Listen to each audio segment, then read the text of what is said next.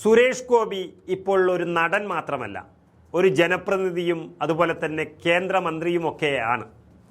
ഇതിവിടെ ഇപ്പോൾ പറയാൻ കാരണം ജനങ്ങൾക്ക് ആ ബോധ്യം നല്ലവണ്ണം ഉണ്ടെങ്കിലും സുരേഷ് ഗോപിക്ക് ആ ബോധ്യം ഇതുവരെ വന്നിട്ടില്ല എന്നുള്ളതാണ് സത്യം. അതായത് ലോക്സഭാ തെരഞ്ഞെടുപ്പിലും തദ്ദേശ തെരഞ്ഞെടുപ്പിലും നോക്കുമ്പോൾ സുരേഷ് ഗോപി ഇങ്ങനെ തോന്നിയിടത്താണ് വോട്ട് ചെയ്തത്. താൻ മത്സരിക്കുമ്പോൾ തൃശ്ശൂർ മണ്ഡലത്തിലും അല്ലാത്തപ്പോൾ തിരുവനന്തപുരത്തും വോട്ട് ചെയ്യാൻ ഇതിനൊക്കെ ഒരു നിയമമില്ലേ എന്നുള്ളതാണ് ഇപ്പോൾ സാധാരണ ജനങ്ങളെല്ലാം ചോദിക്കുന്നത്. അദ്ദേഹത്തിന് വോട്ട് കിട്ടണം, തൊട്ടടുത്തുള്ള ആളുകളെയൊക്കെ വോട്ട് ചെയ്യുന്ന ദിവസം പോയി കാണണം. അതുപോലെ തന്നെ തൃശ്ശൂരിലെ ഒരു BJP നേതാവ് അല്ലെങ്കിൽ എപ്പോഴും കൂടെ ഉണ്ടാകുന്ന ഒരാൾ എന്ന് നാട്ടുകാരെ കൊണ്ട് പറയിപ്പിക്കാൻ ഇല്ലാത്തൊരു അഡ്രസ്സിൽ എന്ന് വേണമെങ്കിൽ പറയാം. അല്ലെങ്കിൽ അദ്ദേഹം തൃശ്ശൂരിൽ വോട്ടുണ്ടാക്കി അദ്ദേഹത്തിൻ്റെ തെരഞ്ഞെടുപ്പിൽ അവിടെ വോട്ട് ചെയ്തു. എന്നാൽ കഴിഞ്ഞ ദിവസം പോയി ചെയ്തത് തിരുവനന്തപുരത്താണ്. ഇതെങ്ങനെ സംഭവിക്കുന്നു എന്നുള്ളതാണ് ഇപ്പോഴത്തെ ചോദ്യം. അതിൽ അദ്ദേഹത്തിൻ്റെ എതിർ സ്ഥാനാർത്ഥിയും CPI നേതാവുമായ VS സുനിൽകുമാർ അതിനെ വളരെ നല്ല രീതിയിൽ തന്നെ ജനങ്ങളോട് പറഞ്ഞിട്ടുണ്ട്. ഇക്കാര്യത്തിൽ തെരഞ്ഞെടുപ്പ് കമ്മീഷൻ മറുപടി നൽകണമെന്നാണ് സുനിൽകുമാർ ആവശ്യപ്പെട്ടത്. സത്യത്തിൽ തെരഞ്ഞെടുപ്പ് കമ്മീഷനെയും ഇന്ത്യൻ ജനാധിപത്യത്തെയും ഒക്കെ വെറും നോക്കുകുത്തികളാക്കി തനിക്ക് തോന്നുന്ന ഇടത്ത് വോട്ടുകൾ ഉണ്ടാക്കുന്ന ഒരു നേതാവ് ജനാധിപത്യത്തിന് തന്നെ വലിയ ഭാരമാണ്.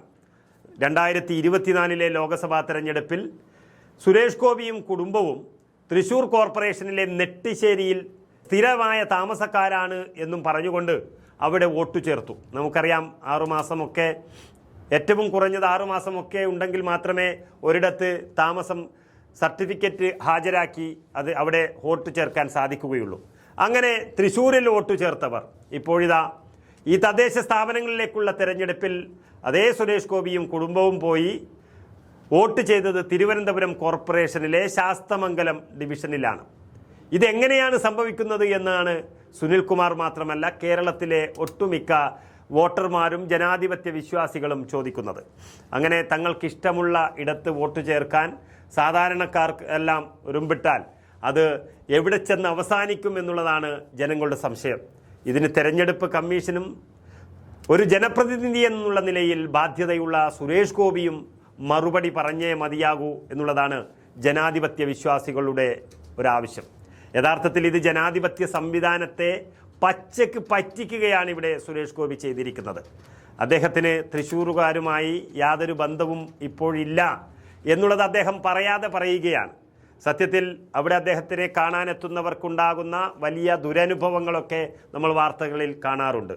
അദ്ദേഹം എങ്ങനെയെങ്കിലും അവിടെ ജയിക്കാൻ വേണ്ടി പല കളികളും കളിച്ചു.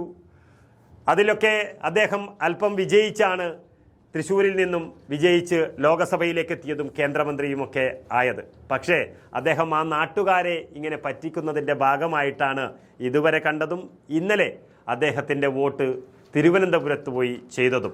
ഇത് തന്നെയാണ് ഇത്തവണ വോട്ടെടുപ്പ് കഴിഞ്ഞപ്പോഴുള്ള പ്രധാനപ്പെട്ട ഒരു വിശേഷം.